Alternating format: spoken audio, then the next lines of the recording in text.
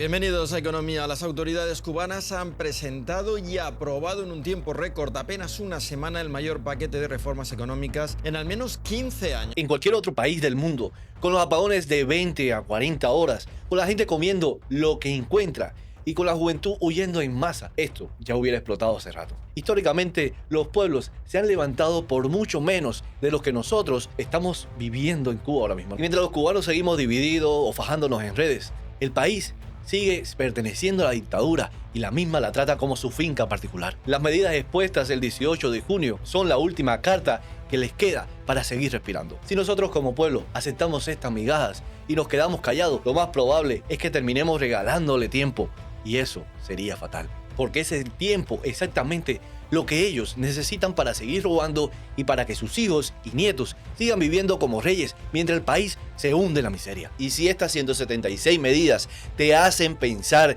de que en Cuba ahora sí que sí va a haber un cambio, déjame que te diga una cosa y detente a reflexionar, porque si te alejas, te alejas y te alejas, siguen siendo una puta dictadura.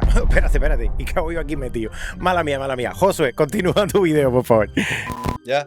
Dice, compadre, ya está bueno ya, por eso la gente te está diciendo que te cuelga de la fama de los demás. ¿Qué haces metiéndote aquí en mi video? Bueno, continuamos. Y la dictadura, por muchas medidas que ponga o por muchos cambios que proclames, la mona, aunque se vista de seda, mona se queda. En Cuba te cuentan la historia sencilla de base, que todo lo que pasa en el país tiene un solo culpable, y es el bloqueo de los Estados Unidos, que la comida no entraba por las sanciones, que las empresas privadas no podían desarrollarse por culpa de Washington, que si había escasez de todo, la responsabilidad siempre venía de afuera. Eso fue la explicación básica que repetían en las escuelas, en los medios, en espacios públicos, donde quiera. Una historia cómoda, con un villano claro y una víctima evidente: el pueblo cubano. Esa narrativa me acompañó durante años. Creí que el problema principal estaba fuera del país, que el sistema que teníamos dentro de Cuba era correcto, solo que no nos dejaban avanzar.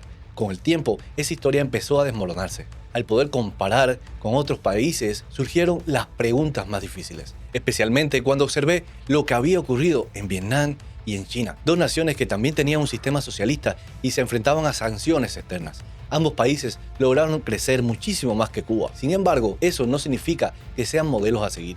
Vietnam y China han tenido un desempeño económico superior al de Cuba, pero también han demostrado de forma repetida las limitaciones y los riesgos de mantener sistemas autoritarios donde el poder político controla la economía.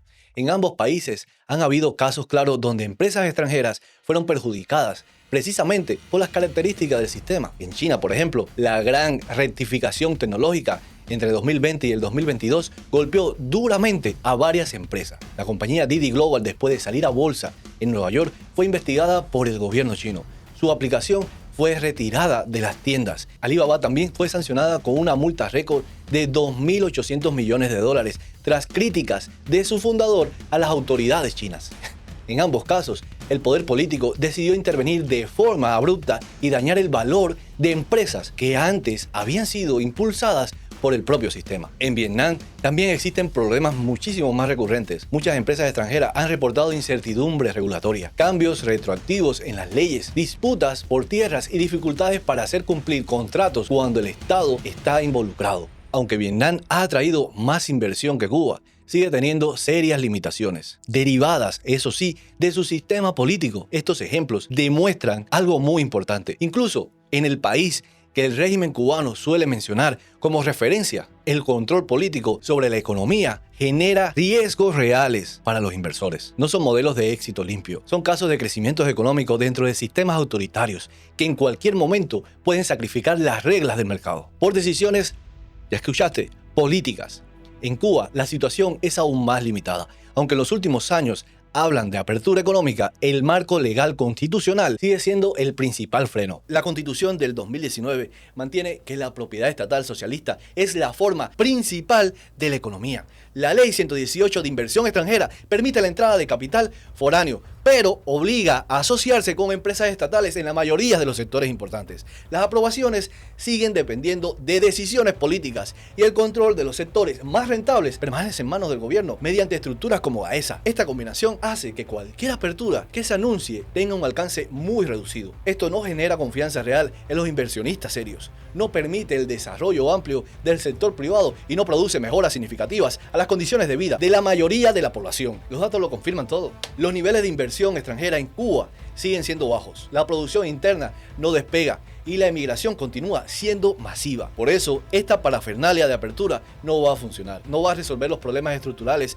de Cuba mientras mantenga el mismo sistema político. Cambios económicos superficiales, sin modificaciones profundas a las instituciones, solo sirven para que el poder se adapte y se mantenga, pero no para que el país avance de verdad. Incluso si en el futuro se produjeran reformas más amplias, es fundamental que quienes hoy forman parte de la cúpula de poder y quienes han participado activamente en la represión no sean los principales beneficiarios de ese proceso. El pueblo cubano tiene derecho a exigir cuenta, tiene derecho a que se identifique quiénes fueron los verdaderos responsables de mantener un sistema que empobreció al país completo y reprimió a quienes disentían. Cualquier proceso de cambio que no incluya justicia y rendición de cuentas terminará repitiendo los errores del pasado. Esas historias que te contaban de Cuba sobre el bloqueo ya no sirven de absolutamente nada, si es que alguna vez han servido. Esa explicación que culpa de todo al bloqueo y presentaba al régimen como la víctima es incompleta. La realidad es que el principal obstáculo para el desarrollo de Cuba está dentro de ella. Un sistema que concentra el poder político y económico en muy pocas manos, que no permite un verdadero Estado de Derecho y que incluso cuando habla de cambio lo hace de forma controlada y limitada. Cambiar de verdad, aunque parezca obvio, requiere algo más que anuncios de inversión extranjera. Requiere un cambio político que permita la existencia de instituciones independientes,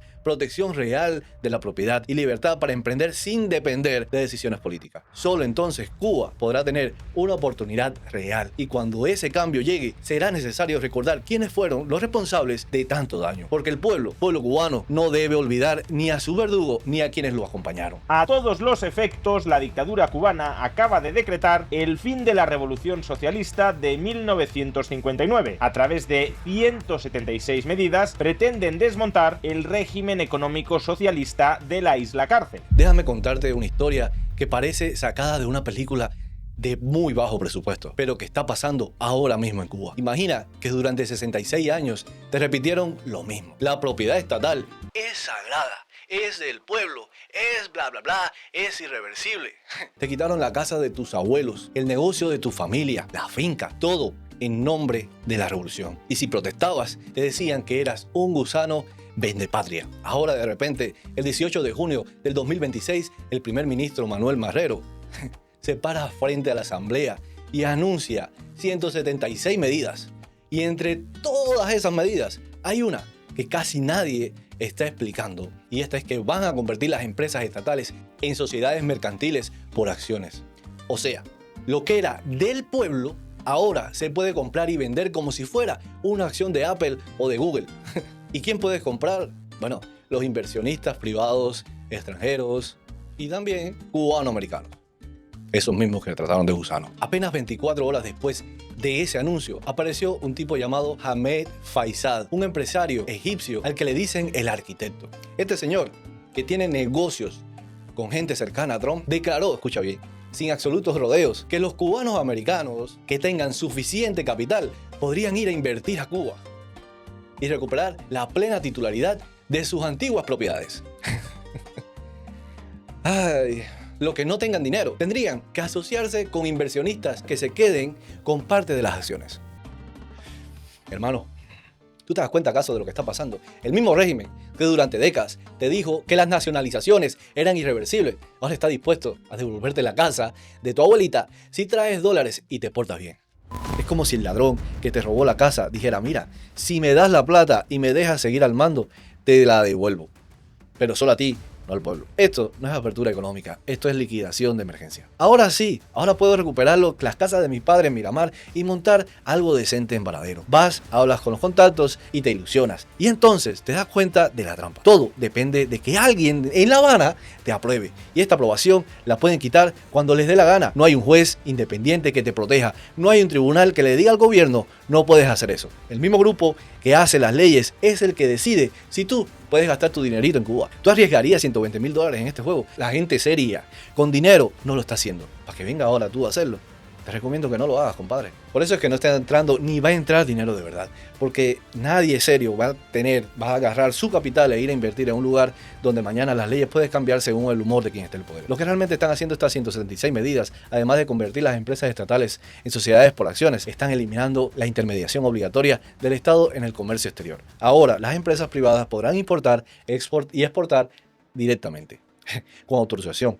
Obvio. También van a permitir cuentas en el exterior y están abriendo la puerta para vender propiedades estatales. Todo esto lo están haciendo mientras siguen culpando el bloqueo de absolutamente todo, como toda la vida. Pero aquí está la verdad, que está media. Si ahora permiten que se vendan empresas estatales, que se recuperen propiedades, que se haga comercio exterior sin pasar por el monopolio estatal, entonces el famoso bloqueo nunca fue el principal problema. El principal problema de facto fue el sistema y el bloqueo interno. Ese control total que un grupo pequeño ha tenido por 67 años sobre la economía y la política en Cuba. Estas 176 medidas no son para que Cuba prospere, son para que ellos sobrevivan un poco más. Quieren que entre dinerillo fresco, sobre todo de los cubanos, americanos y los extranjeros, para que la gente no se vaya toda de golpe, para que no explote todo y así poder seguir en el poder otros 10 o 15 años más. Es la jugada clásica de una dictadura cuando siente que se le acaba el oxígeno. Suelta un poco la cuerda económica, pero sin soltar nunca, pero nunca, el control político. Cuba no se va a salvar con 176 medidas ni con asesores egipcios ofreciendo devolver casas a los que tengan dólares. Cuba se salva cuando este sistema desaparezca de una puta vez. El momento es ahora. El régimen está más débil que nunca. Si ahora que el régimen está en el piso, no vamos con todo, no vamos unidos y sin miedo, vamos a seguir otros 30 años más con las mismas miserias. Cuba merece ser libre, merece ser próspera, merece ser de todos los cubanos. Pero eso no va a llegar negociando con quien nos robó todo. Eso solo llega cuando este régimen caiga. El momento de la verdad es ahora. No hay más tiempo que perder. No olvides suscribirte, dejar tu like y comentar por aquí abajo cómo piensas o cómo crees que podríamos derrocar este régimen. Muchísimas gracias por llegar hasta el final. Se les quiere mucho, gente buena. Cuídense mucho. Adiós.